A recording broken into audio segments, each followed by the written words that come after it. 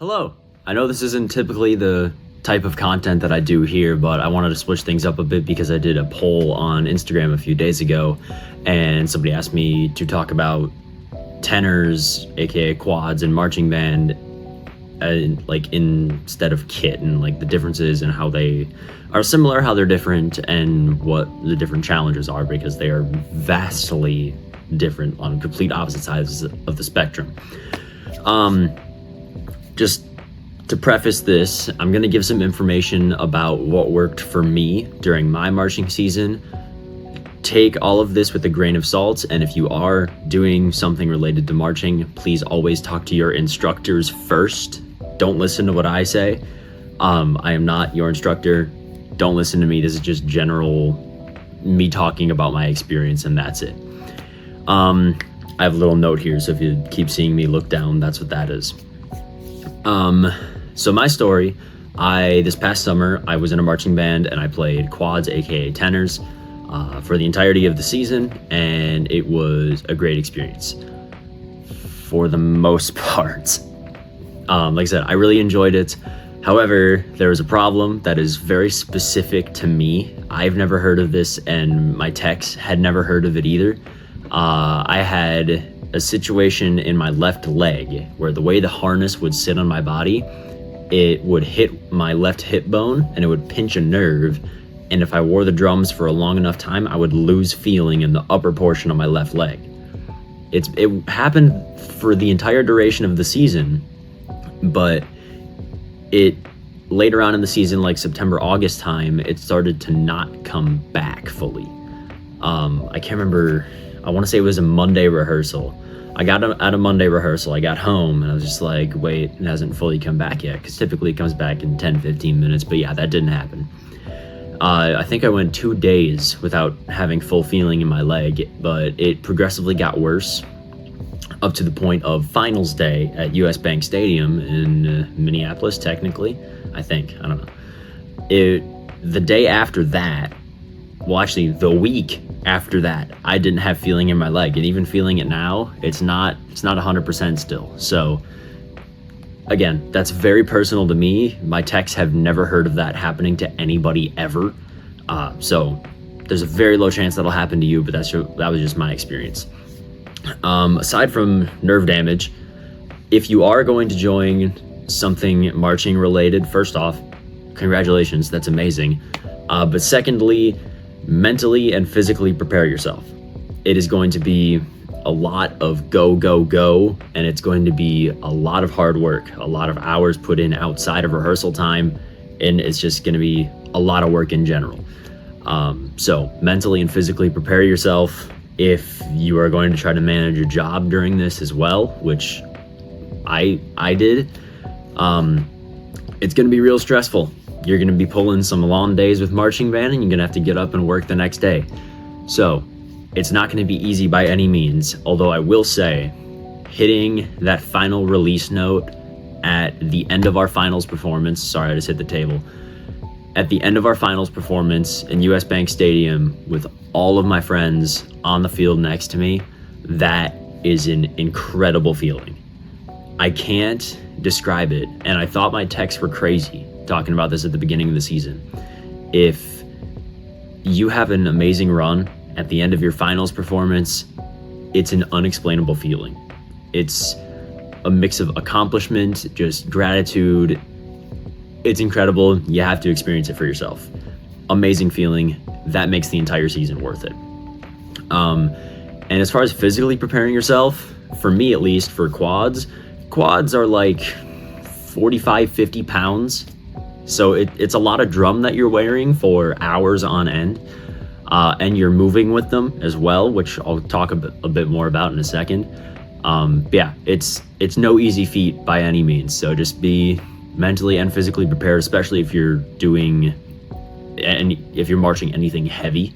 To be fair, I don't have any experience marching any instrument other than tenors, so I'm sure there's other instruments that are difficult out there.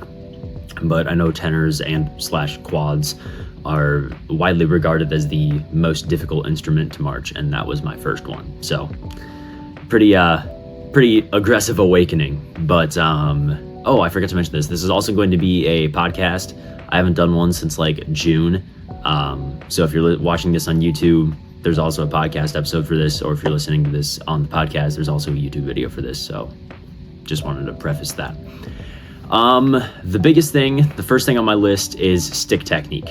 Just to compare the stick sizes, here is a drum kit stick. It's relatively small around. It's about that big around, and I don't know, I think these are like 14, 15 inches long. And here is a marching stick. So you can get a vibe. The drumstick is like, well, actually no, the marching stick is probably about 1.5 times wider than, or maybe 2 times wider. I don't know. It's a lot bigger, it's a lot beefier, and you guys also might be able to see if you're on YouTube, this section right here that's white, this is tape. And this is because you are going so hard that the sticks will break. Underneath all the tape holds it together. I've had that happen to me twice. And if I didn't have the stick tape, like if I was just using one of these without any tape on it, it would have just shattered out of my hand, and it would have been horrible stick shards everywhere. So the tape really does help, but that's not something you hardly ever see on drum kits. So that's a pretty big difference. Also, the weight difference is absolutely insane. These, after I've been doing tenors for a while, these feel, I've gotten used to these feel like there's nothing there. Like I could just throw this across the room with relative ease. This one, these ones are beefy, that's all I'm gonna say. And in terms of stick technique, if you're on YouTube, around here, I'm going to cut away to another video of me explaining it. But in short, you keep all of your fingers on the stick the entire time. Kit, you can do that, but there's no real rules for drum kit. So, I mean, me typically on drum kit, I just do something like that, and that's my main fulcrum. I'll probably play the video here. So, like I was saying in the video, there's no real rules to kit drumming. You can really hold it however you want. You can even do traditional grip, which is surprisingly common, but that's a whole snare thing, and I'm not going to get into that for this video at least. For kit, I mean, me personally, I do a lot of this, just using that front fulcrum to get kind of stuff like that. But with tenors, what you want to do, the rule, especially with these Vic Firths here, is put your thumb on the flag. That's how you find where you're at. And then you want to keep your hand closed, and you want to use these 3 fingers right here as your primary fulcrum. So this one, I can do doubles with this finger off the stick, and that's just using this back fulcrum. So that's the primary thing. Granted, this is an extremely hard transition for me, going from 10 years of kit to tenors, because I constantly wanted to do that, let my fingers kind of hang loose, which is horrible. Do not do that in any capacity. Don't listen to me if I say to do that, because don't do that. But with tenors, like I said, you really have to focus on keeping it straight. And one thing one of my instructors said to me is that you want to let air through in these ones. So if you're holding it way too tight, like you're getting white knuckled like that, you're never going to get any bounce. So still keep your hand like relaxed, but keep those fingers there. Don't let them hang off, and just do that. So that's a close-up view of what the hand technique difference looks like. That's really the technique difference and the obvious stick size difference. So these, you just get a lot more volume out of. You don't really have to hit as hard. With these, you really have to put force into them to get force out. This one, you just kind of let your arm just drop, and the weight of the stick will make it loud enough. Again, talk to your instructors about that. That's probably what they'll tell you.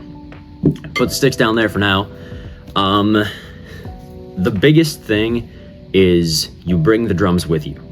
If you're performing on a stage on drum kit, as opposed to on a field with tenors, it's just how you perform them is so much different. For kit, you're sitting still, you're on a stage, or you're in a studio, whatever it may be, you're not moving, all of your drums are right there. Since you're on a field, you have the drums right in front of you, and then you have to like do crossovers if you're doing tenors, and all of the weight is trying to pull you forward, so you want to naturally fall forwards. Again, that goes to the physically prepare yourself too. The big thing in terms of a full ensemble marching band, especially for drumline, because tenors are a part of drumline or battery, whatever you want to call it, In drumline as a whole, timing is everything, because that is where the drum majors, the people that are conducting with their hands to give the rest of the band time, they get their tempo from drumline. So if drumline is off, the whole band is off. 9 times out of 10, that's bad. So sometimes the drum majors will have metronomes on the podium with them, but that's a whole different thing, and that's not my area of knowledge. So timing is absolutely everything. If you're playing drum kit, you can have a metronome in your monitors the whole time, and you'll be able to stay on time, no problem whatsoever, and you'll even have a track playing too. Drumline, you have nothing.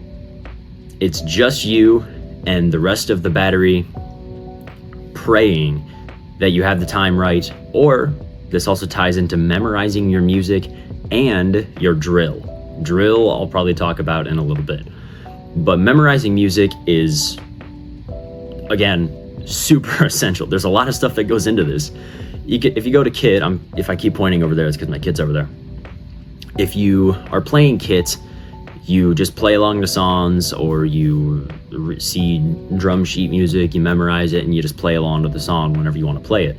For this, there's no backing track. Everything is happening live. So you need to rely on your memory, because by the time, let's say, the woodwinds play a note, you're gonna have to process that, and as soon as you're ready to play that note, you're gonna be behind them. So you need to trust yourself, and you need to trust the rest of the battery that you can stay together and keep time. Like I said, memorizing music is very important. For my season this year, it was a 4-movement show. So first movement, we played, obviously. Second movement, we played. Third movement, we did not play. We just had one super far drill move on that one. So no music had to be memorized for movement 3. But movement 4 was probably the hardest for me to memorize, because it was just a very long piece and there was a lot of complex drill that went into it. But again, I'll talk about that in a second. So be prepared to memorize a lot of music, and be prepared to rep that music a lot. There were rehearsals where when you're learning a new movement, we will go what's called set by set. So one set is like one drill move for 16 counts if it's in 4/4 time. So you have one drill move, and then you have a section of the music correlated to that drill move. So you have to think about where you're moving on the field, if your feet are in time or not, and you have to think about the music you're playing at the same time. It's a lot, again. Yeah, so memorizing music is probably the most essential part of this whole thing in correlation with drill. In terms of drum care and just drums in general, leave this to your techs. If you have drum techs, let them handle it. The biggest thing, here is a drum kit drum key. It's pretty small. This is what you use to tune up your drums. Yeah, you can buy these super cheap. If you wanted a marching drum key, it's gonna run you about $20, and it's about, I don't know, 5 times the size of a regular drum key. And even just the part that tunes up the drums, it is 2 or 3 times thicker. So just search up high torque drum key, and yeah. So these drum heads on quads, or any marching drum for that matter, they go up to crazy high tensions. The snare drums and then the spock on tenors, the super, or spocks, plural, depending on if you have one or two, the tiny drum in the middle of the tenors, they are like tabletop tight. They are cranked so unbelievably tight, but they have to be to get that desired sound. So they are completely different drum heads than what you would put on your drum kit. We actually, in my band, we used the same model of drum heads, the Evans EC2s. We used Evans EC2s on the tenor heads, but they were marching versions, so there was, I would assume, a different type of plastic and stronger glue and whatnot, because like I said, we crank those things up, hence the huge ass drum key that you can just crank down on. It's nuts. But yeah, so that's the biggest drum difference. And then as far as traveling with the drums goes, that's going to vary from band to band. For my band, at least, we just had to put 2 trailers Drumline had a trailer, and then hornline had another trailer. Drumline, we would throw our drums in the cases, throw them on the trailer. Quads, we brought our stands with, me and the other quad player, and we just loaded up, got on the bus, went to wherever we were showing, or not showing, wherever we were playing, and unloaded, did a warm-up, performed, brought everything back, and then did it all again. So traveling, if you've ever been on the road in terms of a drum kit or playing live on a drum kit, it's going to be somewhat similar to that. But since you have such a large group, it's going to go a lot faster. Practice. That is, again, one of the underlying things that I want to really talk about is practicing. For drum kit, unless you're in a band, you can really practice whenever you want to, and there's no obligation to do so. Like just today, I filmed a little Instagram reel and short form video that I posted recently, and I was just doing that for like an hour and a half, just because I felt like it, so why not? But for marching band, tenors in specifically, I'm not going to say you have the hardest job out of the rest of the battery, but you definitely have the most to memorize. At least in my situation, there were parts where the other quad player would play and then I would come in. Those transitions were a little weird. And then we also have to memorize the arounds, they're called, where you go to actual different drums. And sometimes there's, like I said, there's crossovers where you cross your hands over. Sometimes there's stick switches you need to do, and obviously just memorize the music and the notes in that. So like I said, I don't want to make any bold claims, say that we have it the hardest, but from my experience, we definitely have the most in terms of just music and stuff related to music to memorize. But again, like I said, not making any bold claims. I could easily be wrong on that. But yeah, it's a lot, and you need to practice a lot. My band was going from about the start of June till I think our last performance was mid-October. So it was go pretty much that entire time. I basically threw away my summer to do this. So you need to like it, and that's the best thing. I mean, you'll definitely grow to like it if you're unsure yet, so be prepared to practice a lot. Like I said before, always talk to your instructors. They'll be able to give you the best advice. I was super lucky to have some incredible instructors this year. Oh my God. The main quad tech, he has marched with, I think, a world-class group in DCI in 2021, and I think a year or two before that.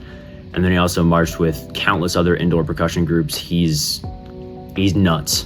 He's an amazing drummer, amazing musician, great guy. Super thankful to have him as my tech.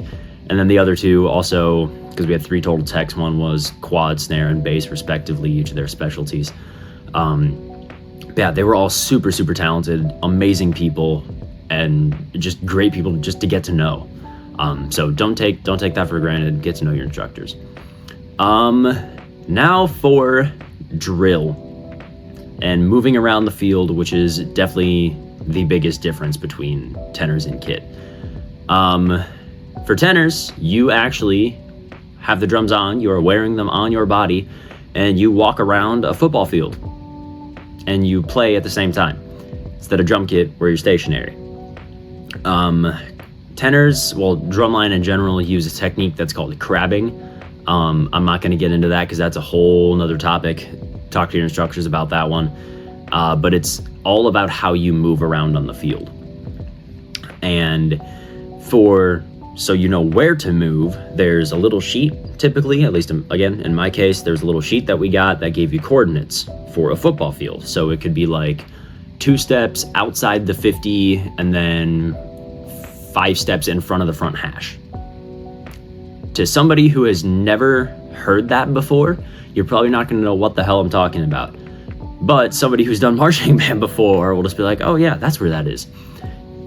The football field is measured in steps. So if you want to go from the 45 to the 50, that would be what's called an 8 to 5. So you would take 8 steps to go those 5 yards, to go from the 45 to the 50 yard line. that would take 8 steps. So if you wanted to do, I can't remember what I said, but like 3 steps outside of the 50, you would go at the 50 away from the 50, so towards one of the end zones depending on what side you're on, because guess what, there's 2 halves to the field. So side 1 is from the audience perspective, the left. So if you're on the field looking at the box, that's going to be your right, and then side 2 is going to be your left, but that's flip-flopped again for the audience. So 3 steps outside the 50 on side 1. So that would be, from my perspective, this way to my right, whichever way your right is. That would be on the 50, facing that end zone, take 3 steps that way, and then you would find 5 steps in front of the front hash, which is a little hash mark on the side, on the lines. But again, I could talk about this for hours.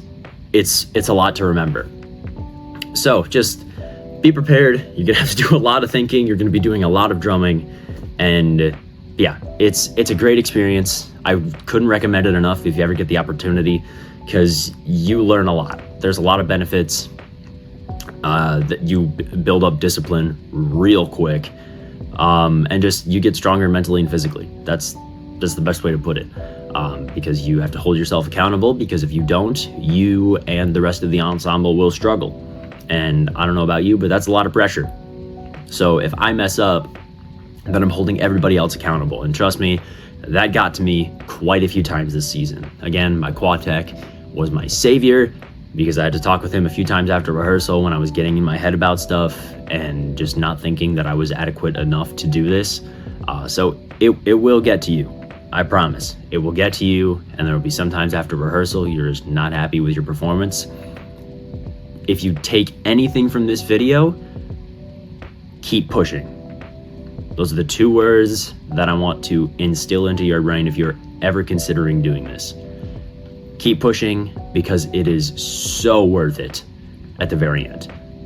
Again, I couldn't recommend joining a marching group enough. It is such a great experience. You meet so many new people and you do so many fun things. It's a great experience. There were definitely blood, sweat, and tears. A lot of all of those things, because I hit my finger on the rim of the drum a few times, but we don't talk about that. And then sweat, because it's hot out in the summer when it's 95 degrees and you're on a football field with 0 shade carrying a 50-pound drum. And then tears, yeah, especially at the end of the very last performance when I rejoined the battery, turning backfield and walking off of the field at US Bank Stadium after our performance. Yeah, there were tears shed, and I'm not afraid to admit that, because that was the last time, first and last time, I will ever share that field with some of the people that I've known for upwards of 4 or 5 years now. And yeah, it's a lot. So, like I said, if you take anything away from this video, it is to keep pushing, because it is worth every second. Also, tying into that, don't take any time that you have for granted. I tried to not do that, but now in hindsight, now that it's over, I wish that there were times in rehearsal where instead of kind of beating myself up over, well, I didn't do that rep well and I'm just done for the day, that's as good as I can do. Instead of just like, oh, well, there's always next rehearsal. No, take the time that you are given and make the most of it. Because like I said, I made it my goal this season to not have any regrets, and I do. So don't take anything for granted, seriously, because it is worth every second.